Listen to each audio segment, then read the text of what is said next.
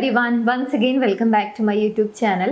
ഇന്നത്തെ വീഡിയോയിലൂടെ നിങ്ങളുമായി ഷെയർ ചെയ്യാൻ പോകുന്നത് ഇന്ന് ഒരു റിലേഷൻഷിപ്പ് ബ്രേക്കപ്പ് ആവുന്നതിൻ്റെ ഒരു പ്രധാന റീസൺ ആണ് നിനക്കൊട്ടും മെച്യൂരിറ്റി ഇല്ല, അല്ലെങ്കിൽ കുറച്ചുകൂടി പക്വതയോടുകൂടി നിനക്ക് സംസാരിച്ചുകൂടെ, അല്ലെങ്കിൽ പ്രവർത്തിച്ചുകൂടെ, ഇത്രയും വയസ്സായില്ലേ, കുറെ കൂടി മെച്യൂർഡായി ബിഹേവ് ചെയ്തുകൂടെ, ഇങ്ങനെയുള്ള കുറ്റപ്പെടുത്തലുകളും അത് റിലേറ്റഡ് ആയ പ്രശ്നങ്ങളും. ഇങ്ങനെയുള്ള ഒരു പ്രശ്നം നിങ്ങളുടെ റിലേഷൻഷിപ്പിൽ ഫേസ് ചെയ്യുന്നുണ്ടെങ്കിൽ അതിനുള്ള ഒരു സൊല്യൂഷൻ ആണ് ഇന്നത്തെ വീഡിയോ. പലപ്പോഴും ഒരു റിലേഷൻഷിപ്പിലേക്ക് വരുന്ന സമയത്ത് ഇമ്മെച്യൂരിറ്റി എന്ന് പറയുന്നത് ആ വ്യക്തി അല്ലെങ്കിൽ ആ റിലേഷൻഷിപ്പിലുള്ള വ്യക്തി അല്ലെങ്കിൽ ആ റിലേഷൻഷിപ്പിനെ സംബന്ധിച്ചിടത്തോളം ആയിരിക്കും. ലൈഫിൽ മൊത്തത്തിൽ അവർ ഇമ്മെച്യൂർ ആയിരിക്കില്ല, പക്ഷെ ആ ഒരു പെർട്ടിക്കുലർ റിലേഷൻഷിപ്പ് മുന്നോട്ട് കൊണ്ടുപോകണം എന്നുണ്ടെങ്കിൽ ചില കാര്യങ്ങൾ ശ്രദ്ധിക്കണം എന്ന് മാത്രമാണ് ഇവിടെ. അതുകൊണ്ട് തന്നെ നിങ്ങൾ ഇനി പറയാൻ പോകുന്ന ഏതെങ്കിലും രീതിയിലുള്ള പ്രവൃത്തികളാണ് നിങ്ങളുടെ ലൈഫിൽ നിങ്ങൾ ചെയ്തുകൊണ്ടിരിക്കുന്നത് എന്നുണ്ടെങ്കിൽ, എസ്പെഷ്യലി ആ റിലേഷൻഷിപ്പിൽ ചെയ്തുകൊണ്ടിരിക്കുന്നത് എന്നുണ്ടെങ്കിൽ, ആ കാര്യങ്ങളൊന്ന് ചേഞ്ച് ചെയ്ത് കഴിഞ്ഞാൽ തീർച്ചയായിട്ടും ഈ കുറ്റപ്പെടുത്തലുകൾ നിങ്ങളുടെ ലൈഫിൽ ഇനി ഒരിക്കലും നിങ്ങൾക്ക് കേൾക്കേണ്ടി വരില്ല.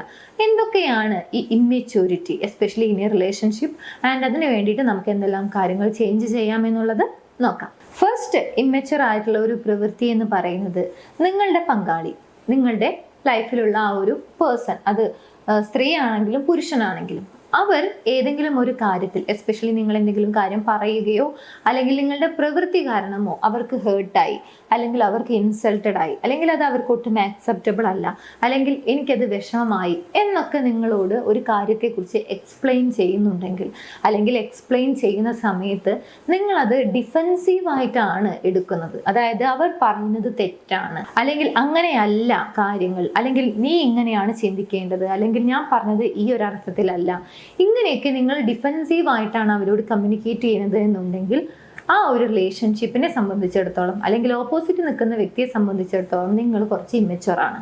കാരണം അവർക്ക് നിങ്ങളുടെ ഒരു പ്രവൃത്തി അല്ലെങ്കിൽ നിങ്ങളുടെ ഒരു സംസാരത്തിൽ നിന്നും ഉണ്ടായ ഒരു അനുഭവം, അല്ലെങ്കിൽ അവർക്ക് എന്ത് ഫീൽ ചെയ്തു എന്നുള്ളതാണ് അവർ എക്സ്പ്ലെയിൻ ചെയ്യുന്നത്.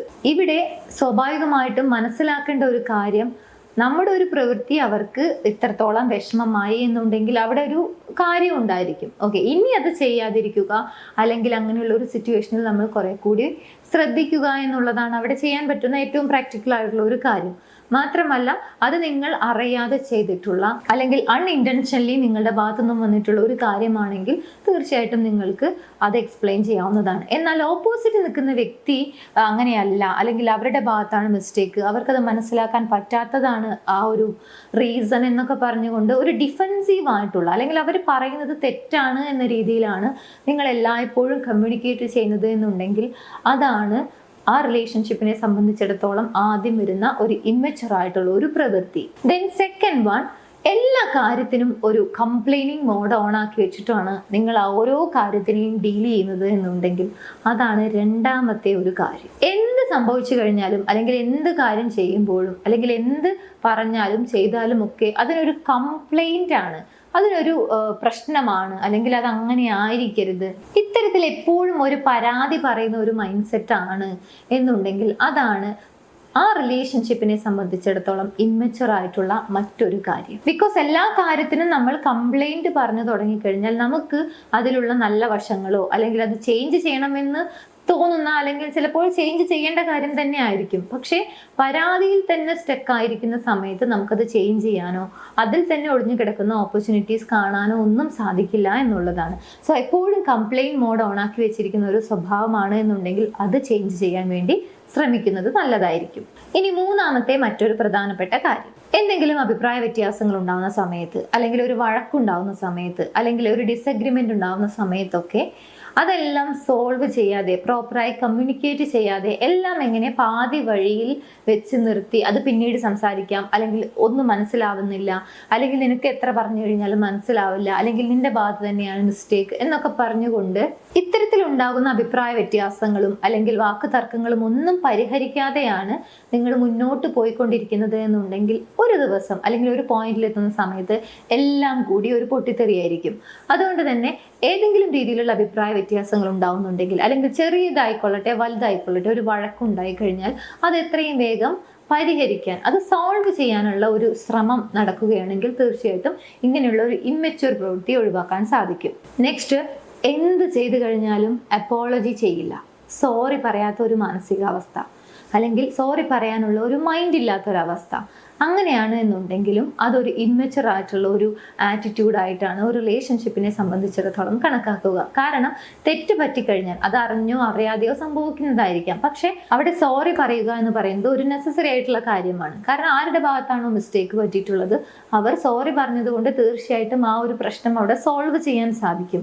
എന്നാൽ തെറ്റ് പറ്റി എന്ന് അറിഞ്ഞിട്ടും സോറി പറയാൻ കൂട്ടാക്കാത്ത ഒരു മൈൻഡാണ് എന്നുണ്ടെങ്കിൽ സ്വാഭാവികമായിട്ടും അതൊരു ഇമ്മച്ചുവർ ആയിട്ടുള്ള ആക്ടിവിറ്റി അല്ലെങ്കിൽ ഒരു ബിഹേവിയർ ആയിട്ടാണ് ഒരു റിലേഷൻഷിപ്പിനെ സംബന്ധിച്ചിടത്തോളം മനസ്സിലാക്കേണ്ടത്. നെക്സ്റ്റ്, എന്ത് പ്രോമിസ് തന്നു കഴിഞ്ഞാലും അത് പാലിക്കാൻ തയ്യാറാകുന്നില്ല, അല്ലെങ്കിൽ ആ ഒരു പ്രോമിസ് ഞാൻ നൽകിയതാണ്, ആ ഒരു വാഗ്ദാനം എനിക്ക് പാലിക്കേണ്ടതുണ്ട് എന്നുള്ള ഒരു റെസ്പോൺസിബിലിറ്റി കാണിക്കാത്ത, അല്ലെങ്കിൽ അതിന് യാതൊരുവിധ എഫേർട്ടോ, ഒരു വാക്ക് കൊടുക്കുന്നു പിന്നീട് ആ വാക്ക് പാലിക്കണം എന്നുള്ള യാതൊരുവിധ ചിന്തയും ഇല്ലാത്ത ഒരു പ്രകടനം, അങ്ങനെയുള്ള ഒരു ആറ്റിറ്റ്യൂഡ്, അങ്ങനെയുള്ള ഒരു ബിഹേവിയർ, അതും ഒരു റിലേഷൻഷിപ്പിനെ സംബന്ധിച്ചിടത്തോളം ഒരു ഇമ്മച്ചുവർ ആയിട്ടുള്ള കാര്യമാണ്. ഇവിടെ വാഗ്ദാനങ്ങൾ നൽകുകയും അത് പാലിക്കപ്പെടുകയും ചെയ്യുന്ന സമയത്ത് ഓപ്പോസിറ്റ് നിൽക്കുന്ന വ്യക്തി, അല്ലെങ്കിൽ ആ ഒരു വാഗ്ദാനം നൽകുകയും അത് ചെയ്യുകയും ചെയ്ത വ്യക്തിയോടുള്ള റെസ്പെക്റ്റ്, അവരോടുള്ള ഒരു മതിപ്പ് കൂടും എന്നുള്ളതാണ്.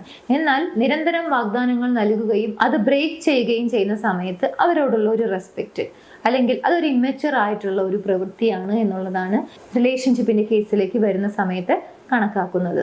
ഫൈനലി, ഒരു റിലേഷൻഷിപ്പില് ഏത് രീതിയിലാണ് ട്രീറ്റ് ചെയ്യപ്പെടേണ്ടത് എന്നുള്ളത് എല്ലാ ആളുകൾക്കും ഒരു കോൺസെപ്റ്റ് ഉണ്ടായിരിക്കും. അവർ റെസ്പെക്റ്റ് ചെയ്യപ്പെടണം, അല്ലെങ്കിൽ അവരെ ഇന്ന രീതിയിൽ കെയർ ചെയ്യണം, അവർക്ക് ഈ രീതിയിലുള്ള അറ്റൻഷൻ വേണം, അവരോട് ഈ രീതിയിലാണ് സംസാരിക്കേണ്ടത്, അവർക്ക് ഒരുപാട് സർപ്രൈസുകൾ വേണം, അല്ലെങ്കിൽ ഈ രീതിയിൽ സ്നേഹിക്കപ്പെടണം എന്നൊക്കെ ആഗ്രഹിക്കുന്ന ഒരു പിക്ചർ ഉണ്ടായിരിക്കും എല്ലാ ആളുകളുടെയും മനസ്സിൽ.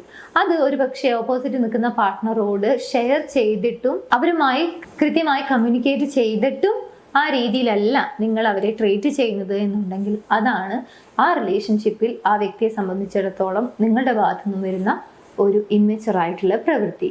ഒരു പക്ഷേ ഇത് കേൾക്കുന്ന സമയത്ത് വളരെ സിമ്പിൾ ആയിട്ടുള്ള, അല്ലെങ്കിൽ ഇതൊക്കെ വലിയ ഒരു ഇഷ്യൂ ആണോ എന്ന് തോന്നും. പക്ഷേ ഈ പറഞ്ഞ കാര്യങ്ങളൊക്കെ റിപ്പീറ്റായി കണ്ടിന്യൂസ് ആയി റിലേഷൻഷിപ്പിൽ വരുന്ന സമയത്ത് ഓപ്പോസിറ്റ് നിൽക്കുന്ന വ്യക്തിക്ക് അതൊരു ബുദ്ധിമുട്ടായിട്ട് തന്നെയാണ് അനുഭവപ്പെടുക.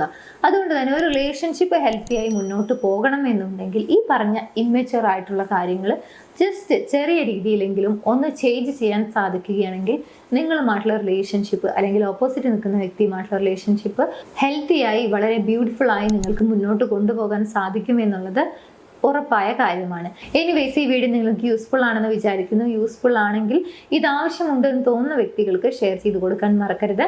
നിങ്ങളുടെ റിലേഷൻഷിപ്പിൽ നിങ്ങൾ ഏതെങ്കിലും രീതിയിലുള്ള ഇഷ്യൂസ് ഫേസ് ചെയ്യുന്നുണ്ടെങ്കിൽ, അതിനൊരു പ്രോപ്പർ ഗൈഡൻസ് വേണമെന്ന് തോന്നുന്നുണ്ടെങ്കിൽ മുകളിൽ കാണുന്ന നമ്പറിലേക്ക് കോൺടാക്ട് ചെയ്യാവുന്നതാണ്. എനിവേസ്, നമുക്ക് മറ്റൊരു വീഡിയോയിൽ കാണാം. താങ്ക്